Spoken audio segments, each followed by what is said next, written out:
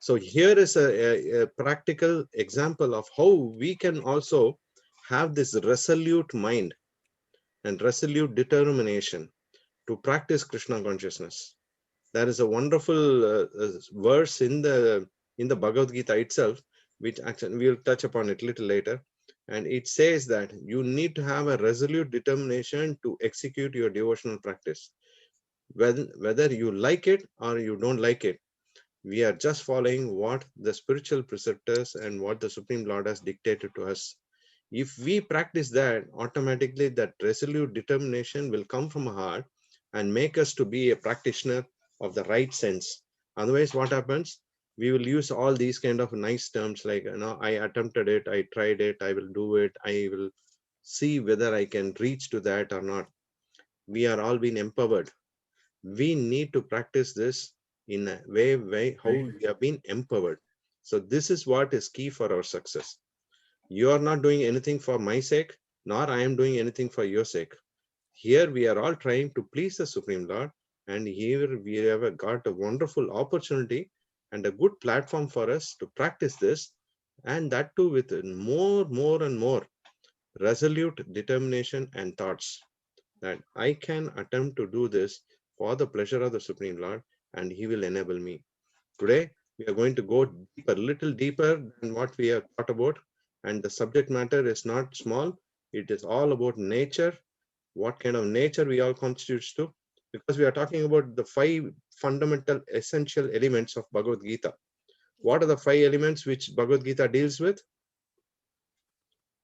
I'm Jiva. The Supreme Krishna.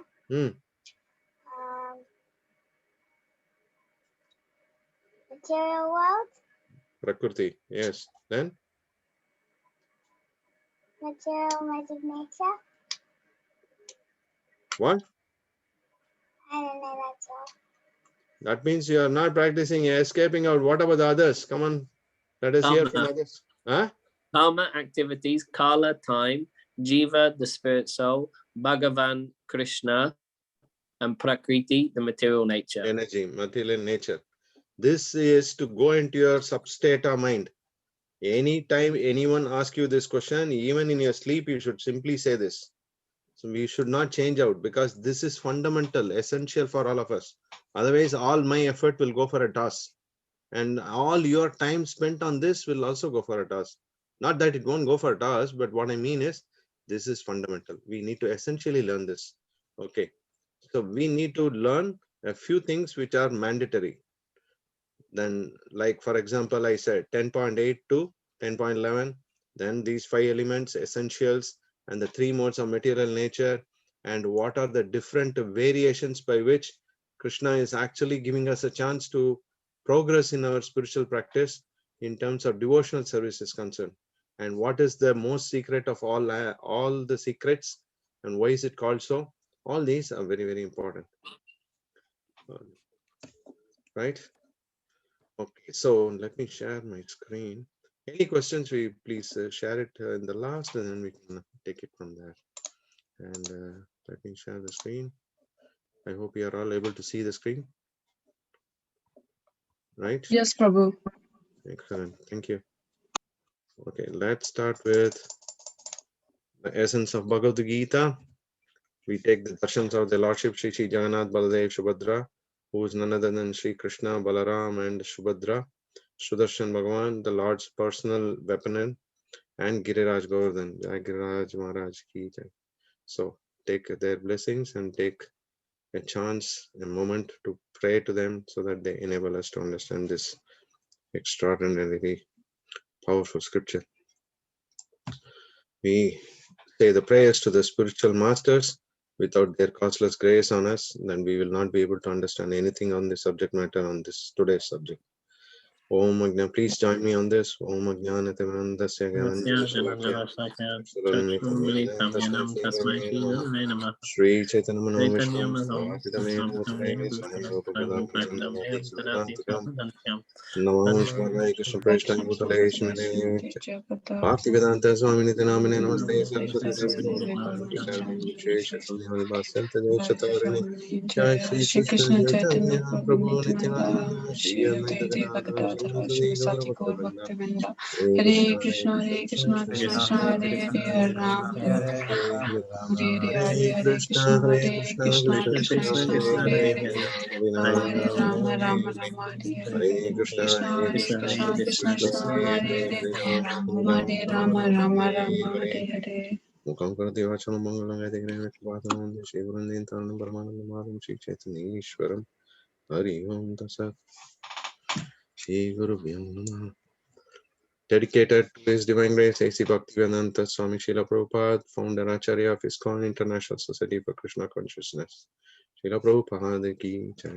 Jai. We also hear that this is another beautiful verse from Gita Mahatmya, Sri Vaishnavaya Tantra Sara, Gita Yasya Jana Janati Pathanam Naiva Pathanam Sa Eva Manushe Loke Moga Karma Karo Bhavet.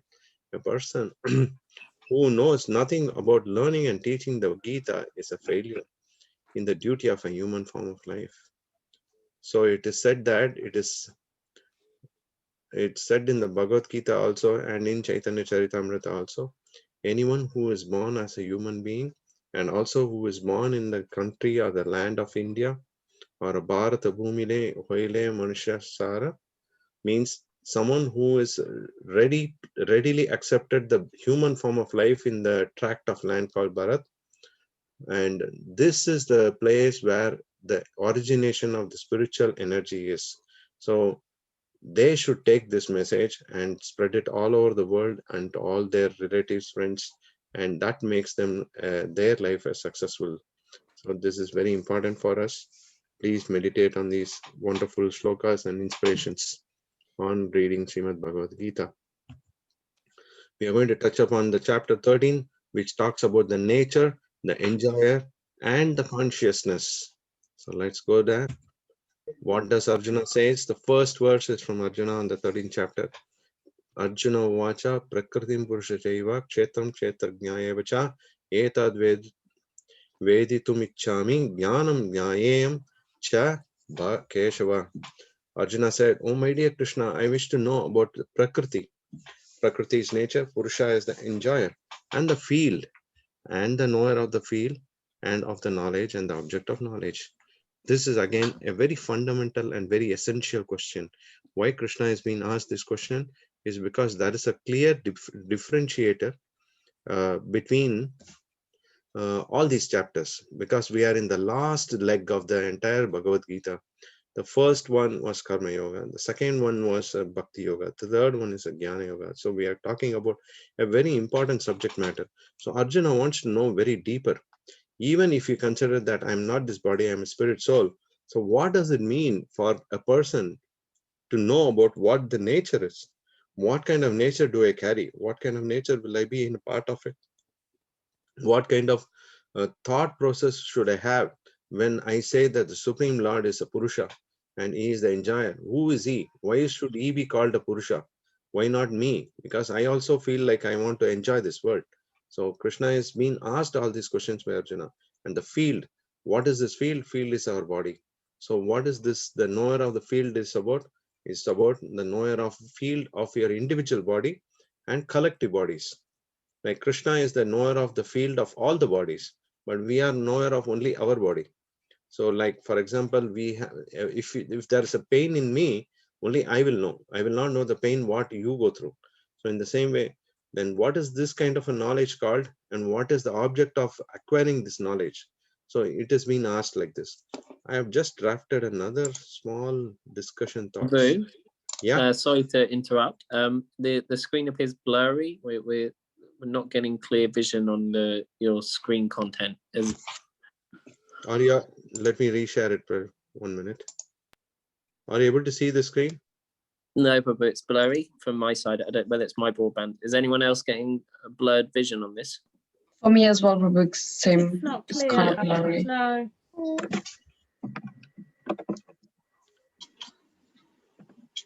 Krishna. How about this now? No, Prabhu, it's blurry. Let me re-log in again. Would that help me? I'm not Yes, sure. maybe come out and come in again, Prabhu. Yeah, I log out and come again, please. Sure. Has anyone started learning the shlokas? Yeah. And he started. And he's got the English translation of one. So by the end of the course, if some of us could learn some verses, that would go. That's one way of impressing our teacher. Oh, we're recording. I'll just pause the recording. Is it? Let me just explain it to you once again, the 13.1. The concept here is simple. Arjuna is requesting Krishna, oh Lord, please give me these details. That's what he wants to know. What he needs to know is what is it all about Prakriti or nature, Purusha, the enjoyer, the field and the knower of the knowledge, or the field, and of what knowledge should it be, and what is the object of the knowledge. Here, the knower of the field individually, it is we, but it's collectively of all the bodies, the Supreme Lord is the knower of the field. So what I wanted to show you is that before we start to go to the next one, we're actually going to talk about the subject matter. Okay, so when we segregate into 3 segments and sections, right? The first 6 chapters actually discuss about the knower of the body and the position by which he can understand the Supreme Lord. This is what the first six chapters is actually teaching us through the Karma Yoga. The second 6 chapters is discussing about the Supreme Lord himself and his relationship with the individual devotees or individual soul, and how the soul and the super soul is related to each other in terms of devotional practices concerned. I did mention about the triangle, Bhakta, Bhagavan, and Bhakta Seva. So in that way, we will understand that how the entire interactions or relationship between the Lord and the devotee is occurring. And it also expresses the superior position of the Supreme Lord, Sri Krishna, and how subordinate we are as living entities. And there are also, very importantly, there are 4 types of men who actually connect with the Supreme Lord, and 4 types of men who don't want to connect with the Supreme Lord. So they don't approach at all, and they are rebellious in its nature. The final last 6 chapters are actually the ones which are very important again, because we are going to understand that the living entity is in touch with the material nature, which is one of the essential subject matter of the Bhagavad Gita, right? So it is in touch with the material nature. It explains how the living entity is going to be delivered by the Lord through different methods or variations, and what kind of different set of material energies which are occurring, what kind of different modes which is occurring, what is the Supreme Lord's reasoning behind bringing all these subject matters, or rather, what are the salient features? Why is that Krishna has put us in this kind of a situation where there are 3 modes? What is the 3 modes going to do with us? Why is it that the interaction with the modes are very important to us, and how we can elevate ourselves beyond the 3 modes? All these are going to be discussed in the last 6 chapter, and finally, which culminates into the method of renunciant, or how do we renunciate, be a renunciant in our own sphere of activities, which is related completely in Krishna consciousness. Okay, so let's go forward and see what Krishna has to say. So Arjuna had these 6 questions fundamentally. The first question was Prakriti. He wants to know what is the material nature about. Second is he wanted to know who is the Supreme Lord, whether he is called the Purusha or the enjoyer of this matter, and also the spirit soul. Third one is Kshetra. Kshetra means a field or a place or an area of land. So here Kshetra in which one can act within the material world, or Kshetra also means that a specific region or a place where your activities is all the time exist, right? And Kshetra Gyan, because you have a Kshetra means there is a place of activity, but you should also know that there must be a knower of that field, or rather a person who knows what's happening in that field. Then he becomes a knower of the field or the activity, the area. That's what is called a Kshetragya. And Jnana means knowledge. Knowledge or A method by which you can acquire knowledge is called jnana. And Gayam means object of knowledge. This is very important. Jnana and Gayam is very important. You see, whatever I am trying to explain, I'm only trying to explain it into my level's best, right? I'm only trying to explain it to my level's best. But that does not mean that I know everything about the Supreme Lord. I am very much what you call minuscule in terms of understanding the Supreme Lord is concerned, because the Supreme Lord is extraordinarily not reachable. So that doesn't mean that the Supreme Lord is restricted. Why? Because I know what I know and I can only talk about what I know. But that doesn't mean that Krishna is not restricted to my knowledge base. That is what is the object of knowledge here is. We should understand that. You got it. Like for example, I'll give you an example. Normally, when you go, let us say you need to go to London. You are in Reading, and now from Reading you need to go to London. There are many ways by which you can go by bus, you can go by car, you can go by train, you can go by flight, you can go by walking, you can go by cycling, many methods. But if you need to go to that place where your focus is, or your object of your focus is, you need to be, first of all, very clear about where you wanted to go. The second thing is that you need to choose the method by which you want to go there.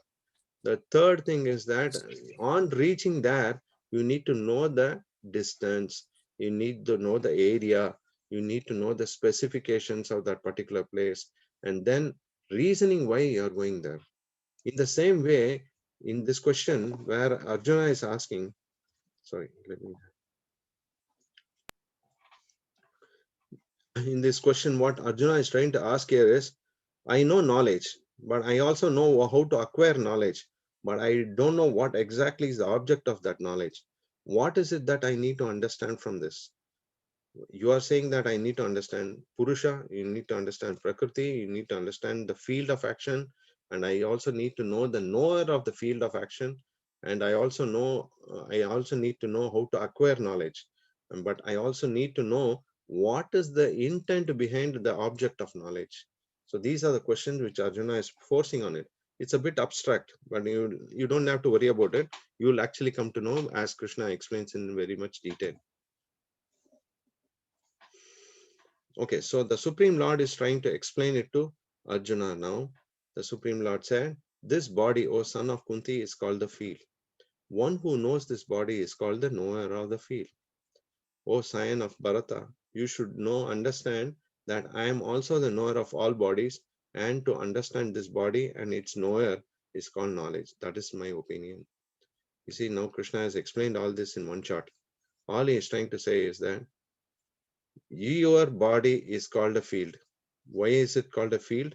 Is because that's where the entire actions are happening. Just like it is a cricket field or a football field.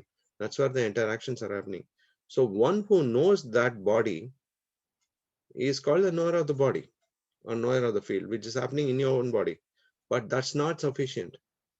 You should understand that I know the collective bodies. I know in all the bodies, whether it's a tiger body or a human body or animal body or any other body. I am the controller. So I know each and every body, what is happening in each of the body, as seated in this in the heart as the Paramatma. So please understand, you may know your body, but you may not know the complete bodies of everything which is happening in the entire world. So knower of the body is called the knowledge. The knower of all the bodies is who? The Supreme Lord himself. He is called Kshetrajna, and the activities which are happening in the body is called Kshetra. So that is what is opinion of the Supreme Lord. Abstract. You don't have to worry too much. Why should we know all these things? It's just for us to understand that the Supreme Lord is present in every atom. Everything present in this cosmic manifestation has the presence of the Supreme Lord. That's all it is, nothing more. So there is a body, there is a soul, there is a super soul. Body equals Kshetra. Kshetrajna means knower of the body. Atma and Paramatma both are residing in the same place.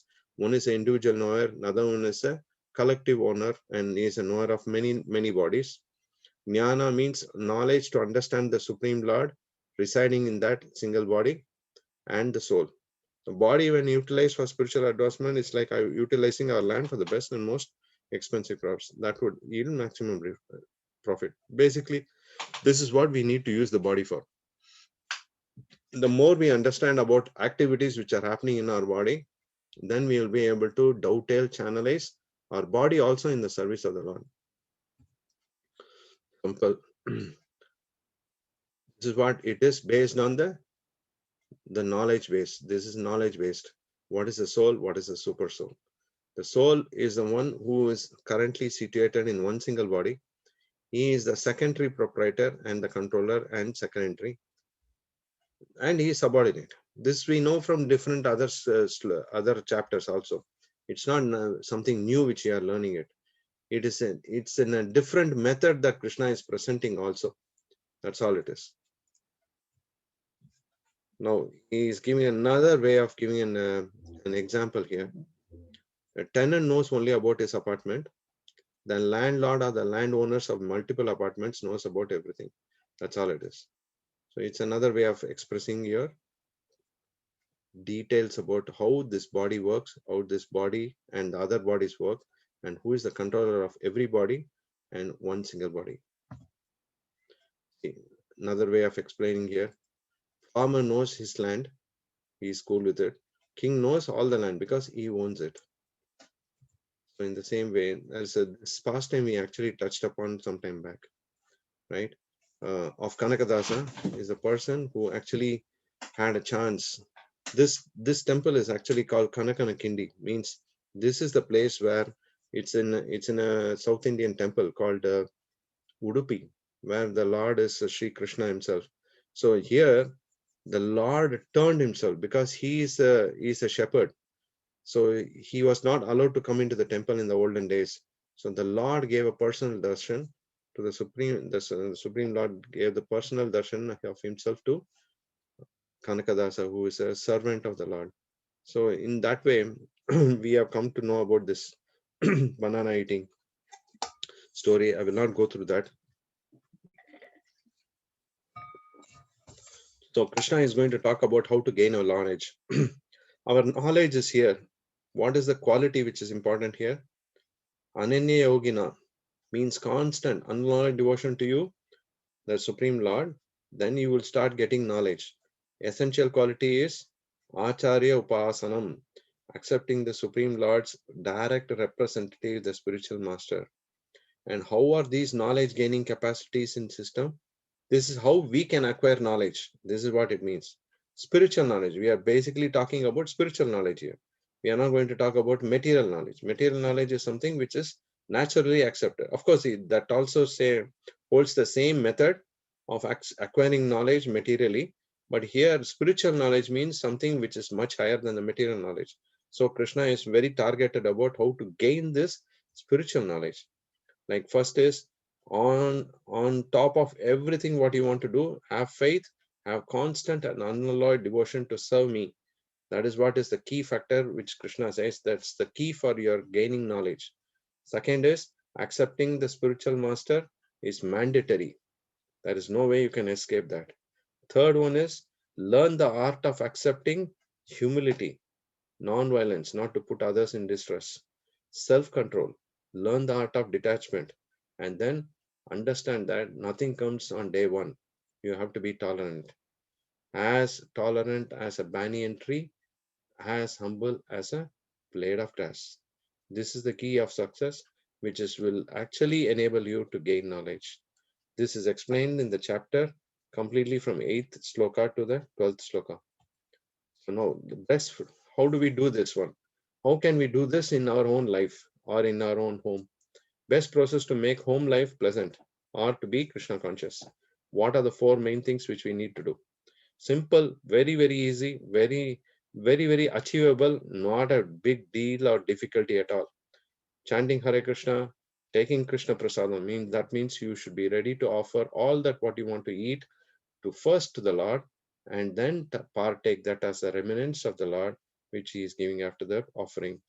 Then discuss Bhagavad Gita, discuss Srimad Bhagavatam, constantly meditate on the Lord's topics and subject matters, and deity worship. Have association of devotees. Many things can be included because this is a part of the 9 process of bhakti. Shravanam, Kirtanam, Vishnu, Smaranam, all those things. It's a part of that process, which is what will make you very easy to practice wherever you are, whatever you are doing at your home. So now Arjuna is going to get more information about the nature. Thus, the field of activities, the knowledge, the knowable have been summarily explained by me. Now my devotees can understand this thoroughly and thus attain my spiritual nature, because Krishna's domain is spiritual in its nature. So this is what Krishna wants to pass on the message to all of us. Then what does he say? There are 2 methods of understanding the Prakriti and the Purusha. Prakriti, nothing but the material nature, and the living entity should be understood to be beginningless. It doesn't have a start because Krishna decides. If you can notice in the second photograph, this is the evolution. So they say, no, we come from the race of monkeys, but actually may not be, or maybe so. But there is 8,400,000 species. Every species starts changing its body to a different frame. The methods by which it goes through is because it's acquired that kind of consciousness, right? Everyone has consciousness. Even a tree has consciousness. Even a mountain has consciousness, but it is at a low consciousness compared to a human. So that is why they are all of different consciousness. But as that progress path happens from an amoeba to an hydra or whatever, and then you are coming to the level of understanding the Supreme Lord's direct representative, spiritual master, then you acquire some finer qualities and become more refined human being. So now their transformation is completely related to the modes of material nature. 3 modes: mode of goodness, mode of passion, mode of ignorance. So that's how the products of material nature are designed on. So now we go to this one very, very important shloka. You can actually by heart this shloka.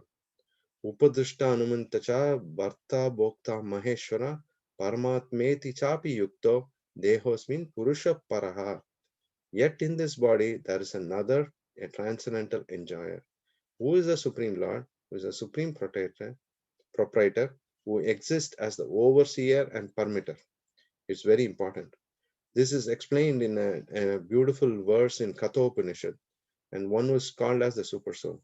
You see this, there is a branch on the tree, there is 2 birds, one bird is sitting and watching the other bird is eating the fruits of the tree. It is not bothered about anything else. It is constantly only taking the fruits of this tree. The other bird is not interested to know what the fruits are, even though it knows, but it's not ready to eat. Why? Because he is the super soul who is the overseer, and it's allowing the other bird to eat as permitter. Upadrishta anumantacha bharta bhokta maheshwara. He is a supreme lord, supreme proprietor, supreme enjoyer. But still he is constantly waiting that that particular bird will turn to the other super soul, which is the bigger bird. So this is what is very very forward-thinking with the knowledge that you can do anything you want. Krishna has to permit. If that Lord is not ready to permit, that activity will never occur. So Krishna is trying to give information to Arjuna's 6 questions. We touched upon these ones. And now we are coming to another important subject matter, where here is saying that again there are those who also, even not conversant in spiritual knowledge, begin to worship the Supreme Lord upon hearing about him from others. Because of their tendency to hear from the authorities, they also transcend the path of birth and death. This is what naturally for all of us, we go through this. We are being given a chance by hearing from someone who knows about it. We may not be completely equipped or know about everything which is happening in and around, or we have no idea about what spiritual knowledge is. But someone who is a spiritual master who knows a lot of information about the spiritual subject matter, what he does is he is ready to share that data, share that knowledge with others. Why? Because he comes from the spiritual realm. He is ready to share that knowledge to all of us. So by that, what we are trying to do is acquiring that knowledge and then we are able to transcend the path towards the spiritual realm, so that we let loose our birth, death, old age, and disease. That is what is very key for our successes. You can see that there is a spiritual master who is presenting to many people with so much information which he knows about the spiritual world, and then we are acquiring from that. Cobbler is the son, and Dehuti is the mother. So he is explaining to his own mother the importance of the subject matter of spiritual knowledge. Okay, now what happens? The result. Those who see with the eyes of knowledge the difference between the body and the knower of the body, and can also understand the process of liberation from the bondage in the material nature, can attain the supreme goal, which is Krishna Prema. So this can be done only by the help of the spiritual master, and only with a lot of tolerance, humble nature, and understanding the spiritual importance of the subject matter, and understand the difference between the body and the super soul, and then understand that what is the kind of nature we are in, and how we can overcome through the process of liberation from this, and then we will be able to attain the supreme goal. So this has to be done in the midst of the devotees. So what is the life lesson we have it? If I'm saying I'm the body and it's so frustrating, I'm the super soul, it's really liberating. Why? Because rather than trying to understand to be the controllers, let's give our controls to the Lord, so that He is ready to handle our situations in our own lives and give us the happiness which we are looking at, an everlasting situation. Otherwise, what happens is, even though there is a glimpse of happiness, what they call it as flickering happiness. Just like in oceans, there is quite a lot of bubbles which get generated.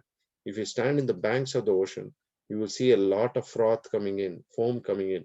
There's a lot of bubble coming in. And then after a few moments, that bubble bursts. In the same way, the happiness, what we actually see here in this material world, is like these bubbles. It comes, it shows, it bursts. So it's very minuscule in its nature. But if we are able to give that control to the Supreme Lord and understand that He is the supreme enjoyer, supreme controller, then the happiness which He is going to give it to us in return is going to be everlasting. That is why it's called Sat, Chit, and Ananda, complete happiness on eternity. This is something which we need to understand and make a note of it. That is why we have. So here in this particular subject, what we are discussing is that there are three important personalities involved. One is the soul, another one is the super soul, another one is the activities in the body. So, and we should also know there is something called body, which is your own body. There is something called owner of the body. You are the owner of the body. And there is the super soul, who is the knower of your body and knower of others' body also. So, and also we should understand that the process of understanding how to get liberated is explained from 8 sloka to 12th, and then how we can go to the supreme destination. I have another quote here which says that a faithful person should at first have some good association to hear of God, and thus gradually become enlightened.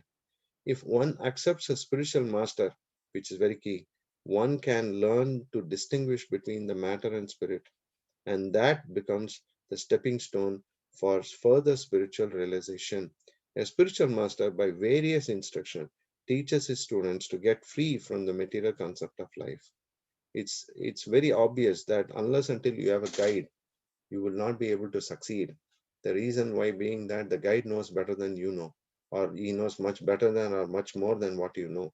So it's always good to become a servant or someone who is ready to accept a matter like Arjuna being a disciple than being a boss. So it's easier way to reach God or to know more about God. So the chapter summary states that one who understands the difference between body, soul, and the super soul, which is beyond the both of them, can attain liberation from this material world. This is a story of a cobbler, which I have beautiful. This is a very beautiful. Okay, so I don't have much to cover. I have only some more. This is a very beautiful pastime, which is a. I don't know. Anyone knows? Maybe Penny will know this story. Is Penny here? Yes. Okay. Do you know the story of the cobbler and the Brahmana? Yes. Okay. Can you tell it for all of us? Yes. Start. So once there was a Brahmana and a cobbler. Mhm. And the cobbler, he makes shoes and all of that, and it's quite a dirty job because you're fiddling with shoes. Mm. So then one day Narada Muni comes to the cobbler, and then the cobbler is very happy, and he like pays his respect to Narada, and then he says, can you ask a question to Lord Vishnu? And I asked, are you going to Lord Vishnu? And then Narada Muni says, yes, I am. And then the cobbler says, can you ask him how long it will be before I go back to him? And Narada Muni says, yes, of course. And then Narada Muni leaves, and he goes to a Brahmin, and the Brahmin is very proud. And then Narada Muni. Then Narada Muni comes and he pays his respects to Narada Muni, and then he asks, "Are you going to see Lord Vishnu?" And Narada Muni says yes. And then the Brahmin says, can you ask him when I'm coming back to him, because I've been doing this, I've been doing like all of these different like good things, so it must be very soon. So then Narada Muni goes and he goes to Lord Vishnu, and Lord Vishnu replies that the Brahmana will have 1,000. I forgot how many more lifetimes it was, but lots more lifetimes before he can come to me, and the cobbler will come to me at the end of this lifetime. Then Narada Muni gets very confused because there's a dirty cobbler and there's a Brahmin, and the Brahmin's going to stay here for a very long time, but the cobbler gets to go back to Lord Vishnu, and then Lord Vishnu says, What does he say? I have Krishna. Okay. So what does it say? About threading an elephant through the eye of a needle. Yes. Correct? He says, go and tell them that, right? And then you'll see. So what happens next? So he goes back, and then he goes to the Brahmin first, and he says, no, he's going to the cobbler, but he meets the Brahmin on the way, and the Brahmin said, what did Lord Vishnu say? And Narada Muni says, he's threading an elephant through the eye of a needle, and the Brahmin says, that's nonsense, it's completely impossible. And so then Narada Muni says, okay, and then he goes to the cobbler and says the same thing, and he's threading the elephant through the eye of the needle, and then the cobbler says, wow, that's amazing. Cause he knows it's possible because it's Lord Vishnu, he can do anything. Oh, so then what does the cobbler say? He says, wow, that's wonderful. That's wonderful. And then Narada Muni asked him the question, do you believe that the Lord Vishnu was putting the elephant inside the needle, the eye of the needle? And then cobbler says, yes, I believe 100%. Correct? And he says that how can you fit an oak tree inside a small acorn? And then because you plant the seed and then the tree comes out, but the acorn's very small, but an oak tree is very big. Ah, this is very important, right?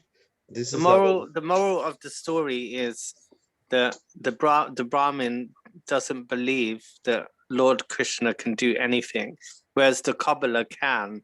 The cobbler, because the cobbler is saying the fact that the elephant is going through the eye of the needle. What the Brahmana is saying, that's impossible. And the cobbler saying it's, how amazing the Lord is. It's a question of faith, isn't it? it's One also, has faith, one doesn't have faith. Yeah, it's not just a question of faith, it is also a question of belief. The Brahmana did believe that he's got a chance to go back to Lord Vishnu, but he did not believe on the activities of the Supreme Lord. Here we are talking about the action, right? We are talking about the body, the knower of the body, and the nature in which this particular area where he is in, Kshetra Kshetrajna Evacha. There is a body, there is a knower of that body and of the many bodies. But here, the Brahmana did not believe. He had Yeah, the belief. that's the thing. The Brahmana, although he's meant to be spiritually elevated, Yes. is not showing faith in Lord Krishna. A Yes. Cobbler who has no spiritual knowledge Hmm. is still having faith by Yes. saying, "Oh, how It was- wonderful my Lord is Yes. that he can do such an amazing thing." Yes. But the Brahmana is saying, "Oh no, he That's can't not do possible. that." Yeah. So one has faith, one doesn't. Yeah. Okay. So that is how this entire concept of spiritual practice works. When we say that, one second, let me just share again. When we say this, a faithful person should at first have some good association to hear of God, and thus he gradually becomes enlightened. If one accepts the spiritual master, one can learn to distinguish between the matter, spirit, and that becomes the stepping stone for his spiritual understanding. A spiritual master is the one through various instructions can teach the student to get free from the material concept of life. So that is why we need to understand that this Cobbler is much more elevated compared to the Brahmana in all aspects. The simple thing is that the Brahmana has a faith. He also has faith, but it's very minuscule. It is not complete 100% dedicated faith. But whereas the Cobbler, even though he was doing a dirty job, he always was remembering that all activities which he is performing is by the grace of the Supreme. So in that manner, the Cobbler's realizations were always high. Okay, so we have one more very important touch point, which is the Nama Sankirtanam. So means, oh holy name, you are manifested in two forms. One, the Supreme Person described by the holy name. Second, the sound vibrations of the holy name. We know that the second form is even more merciful than the first form, because although a person may commit many offenses to the first form, he will still plunge into an ocean of bliss by serving your second form with his own voice. So what it means is that we have the Supreme Lord as person. We know that there is a Supreme Lord who is the person, because this is one way of understanding the Supreme Lord. But we also have the same Supreme Lord who is being represented by the holy names. Nam Nam Akari Bahuda Nija Sharva Shaktis Tatra Pita Niyamita Smaranena Kalaha Etadrishi Tava Kripa Bhagavan Mamapi Durdevamidasham Ye Janinu Ragaha. This is a prayer spoken by Lord Chaitanya in Sikshashtakam. It says by Nam Nam Akari Bahuda Nija Sharva Shaktis. The Lord's complete energy is empowered in the holy names. The more you connect with the holy names, you are actually going to be with the Lord all the time. That is why we emphasize more to be connected to the Supreme Lord's holy names than the Supreme Lord himself, because he is the same. There is no difference. So more you chant the holy names, automatically you will be connected to the Supreme Lord in a much stronger fashion. So this subject matter of the 13th chapter is a bit abstract. Fundamentally, we are talking about the nature, the enjoyer, and the consciousness. We are talking about how we can practically practice with knowing what our body is, what others' bodies are, who is the controller of our body, who is the super controller of our body and others' body also. That's all. It's another way of representing all that what we have learned till now. That is why we are starting the Jnana part, means the knowledge part of the Bhagavad Gita. That's the last 6 segments of 6 chapter segment of Bhagavad Gita. So we will stop here. If you have any questions, we'll take it from there.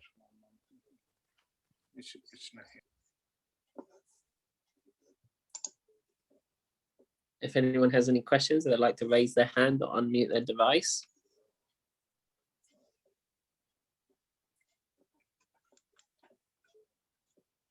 Prabhu, if there's no questions, we've been asked to do a group selfie on Zoom. So Okay. if everyone can turn on their videos, it's selfie time.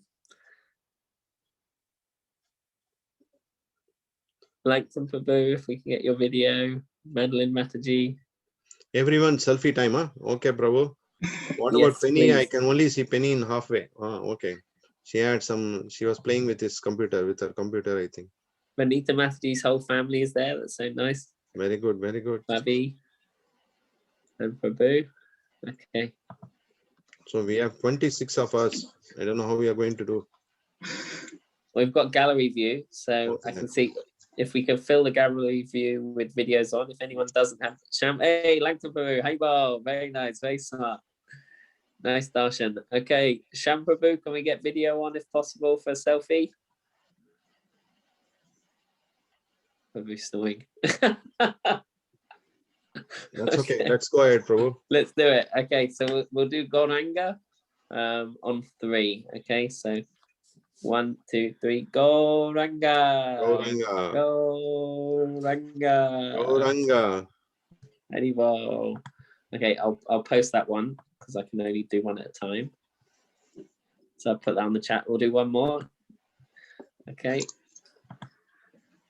Technical stuff. Okay, Mukund Prabhu, thank you for turning video on. Very nice. Excellent. Okay, one more time on 3. We all shout Goranga. Gauranga. Haribo. Haribo. Okay, we're going to put it on the WhatsApp group. Let's see how that one came. Very good, very nice. Lots of smiles. Okay, then. Good. Wonderful. Right. Thank you, Prabhu.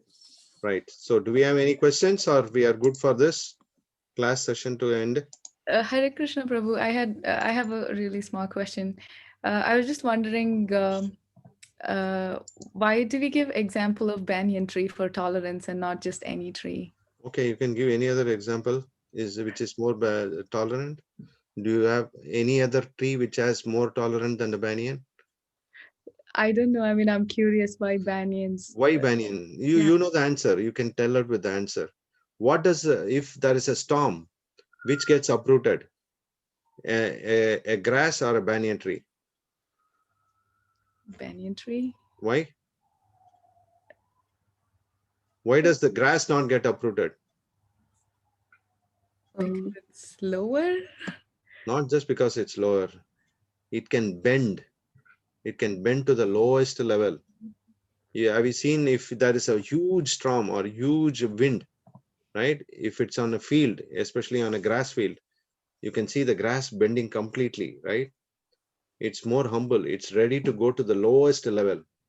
Whereas if there is a big tree, it gets easily uprooted because it's not willing to bend down. So my question is like, no, I'm coming in. This is only one part of the question, right? So I have not yet answered your question. But when it comes to tolerant, right? A tree of that nature of a banyan tree, it stays in this world for long years, right? It's not that it just comes, it stays, it goes off. Banyan trees exist for long years, 100 years, 200 years, 300 years. It's tolerant. It goes through a lot of turmoil in terms of harsh winds, harsh summers, harsh winters, everything. So that's why the example is given as a banyan, because probably in India, banyan tree is considered the most tolerant tree. I'm not sure about the redwoods or trees of or any other trees of United States. We go based on the Vedic life. Ashwatha or banyan tree is considered a Vedic tree. It's a tree of it's a tree in the mode of goodness. It's very important. So they have taken that as an example, because it is mentioned, if you see the saints or sages, they generally would have seen some photos. They would all sit under a tree, and most of the time it is the banyan tree or the people tree. That's where you get the tree. The tree was, if you go to a place called Gaya, that's where Lord Buddha achieved the attained the liberation, right? So that tree is called people tree, or it's also called Ashwatha, means a banyan. That's my understanding. I don't know why them specifically mentioned in that way. Why banyan? Because banyan spreads larger, coconut tree goes lengthier, so it can't probably be a coconut tree. So it should be the banyan tree or any other tree. Neem tree. Neem tree has a different reasoning. It's mode of passion. So every tree has its own. everything in this world is segmented into goodness, passion, and ignorance. There are trees which are in mode of ignorance, or plants, or shrubs, or roots, or shoots that's are in mode of ignorance. There is mode of passion, mode of goodness. So all these are banyan trees. Every single bit is like a kalpavruksha because they use the twigs for fire sacrifices. So that is also very auspicious. So it's in the mode of goodness. So that's how they have referred that as an important tree. Okay. Thank you. Prabhu just wanted to add something. Also, in many part of India, banyan trees are used in some of the rituals when you pray, and it is considered, like when we were little, Nani used to tell us that, like you said, it's a longevity, like because the sages used to meditate for years and years, they used to sit under banyan tree to meditate. Yeah, that's why it's in the mode of goodness. It is said that you should not sleep below a banyan tree, but you can sit and meditate below the banyan tree. Scientifically, it is said that it produces carbon dioxide instead of absorbing carbon dioxide. Right? Actually, a tree is supposed to go through a chlorophyll process, right? Photosynthesis in scientifically. So then what it does is it takes out carbon dioxide and releases oxygen. So this particular tree does the reverse. That's why they don't sleep under banyan tree, but they sit under banyan tree and then meditate. I've seen that very often. That's been mentioned. People tree, banyan tree. They don't sleep under or sit under a coconut tree because they're scared that the coconut will fall on their head. But the fact is that coconut has never fallen in anyone's head till date. But there are some places where it has happened also. Why? Because if you see a coconut, it has got two eyes in it. So coconut also sees before falling down. So they don't do that. So generally, they sit under banyan tree and then meditate. That's how it is. It's a very vague question or very rare question kind of thing. I never thought, why banyan tree? Why not? But yes, that's how it is. Yeah, I've usually heard it as like being tolerant as a tree, but you've been mentioning banyan tree. Lord Chaitanya is mentioned as tolerant as a banyan tree in Sikshashtakam. That's the Okay. prayers called the 8 prayers of Lord Chaitanya, Yeah, which he said. So as tolerant as a banyan tree, as humble as a blade of grass. So that's how I'm going okay. with that. Yeah, for some reason the version I'm reading has only tree in it, like no banyan. Okay.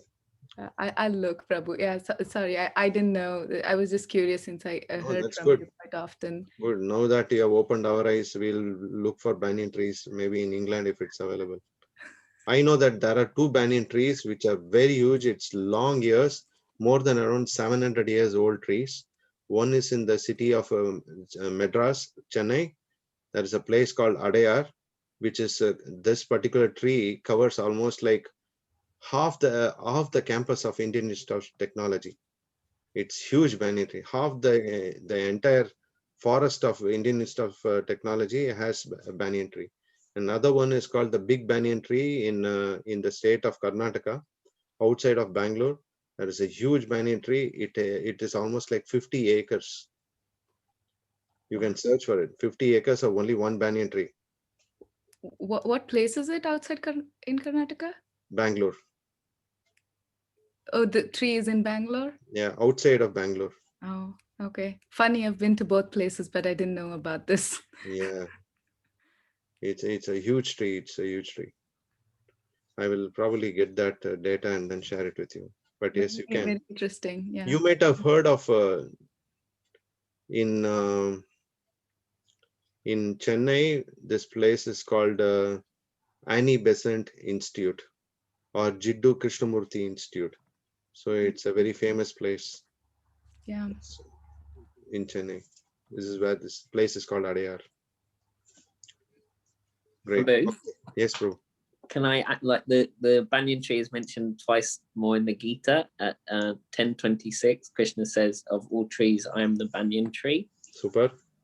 And in 15:1, in explaining the material universe Ur- is said Urdhva, as that's the opposite reflection of the spiritual realm is this. So Yes. it says the banyan tree, right? yes, Prabhu, yeah. What does it say? Can you read it? It is said that there is an imperishable banyan tree that has its roots upward and its branches down, and whose leaves are the Vedic hymns. One who knows this tree is the knower of the Vedas. 15.1. And then 2 answers. 10.26. Of all trees, I am the banyan tree. Ashwata Sava Vrikshanam. Yes, Ashwata. Ashwata. So you got the answer there. So you don't have to do a research. It's there in the Bhagavad Gita itself. It's tolerant, basically. That's it.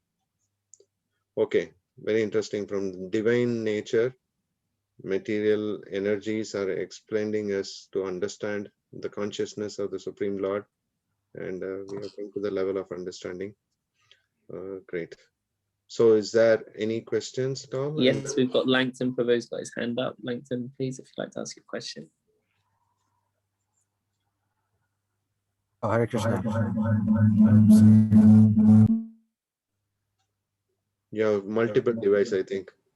Okay, sorry, Hare Krishna. No, I was just going to say the description you said of the banyan tree sounds like it's only off tangent, but in like the Germanic, Nordic, Viking mythology, they've got a tree which matches the exact description, which is like the tree that their gods are sprung from. But it sounds exactly like the description you've given. Okay. But obviously, these other religions come from the Vedic knowledge anyway. But it's just something that clicks. Yeah. That's very interesting. Oh, okay. Yeah. Oh, and I want to say, Vivian Mataji, was it someone's 10th birthday?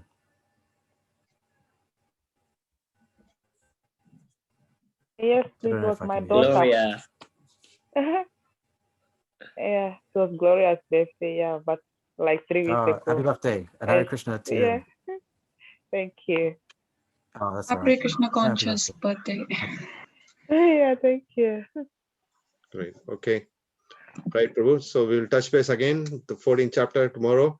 It's going to be, all these chapters are going to be much shorter ones, except for the 18th chapter, which is a little longer one. But we'll be able to traverse as fast as possible on these, as much as we can. But please do make a note, quickly read through these chapters. These are only a reference of what we have covered till now. So we will go to the 14th chapter tomorrow. Until then, at 7 o'clock, please do not miss to connect again. And we'll see you all tomorrow. Okay. Thank you then. Srila Prabhupada ki jai. Bhagavad Gita ki jai. Gaur Premanande Hari Hari Hari Bol. Hari Bol. His Grace Vishal Gauranga Prabhu ki jai. Jai.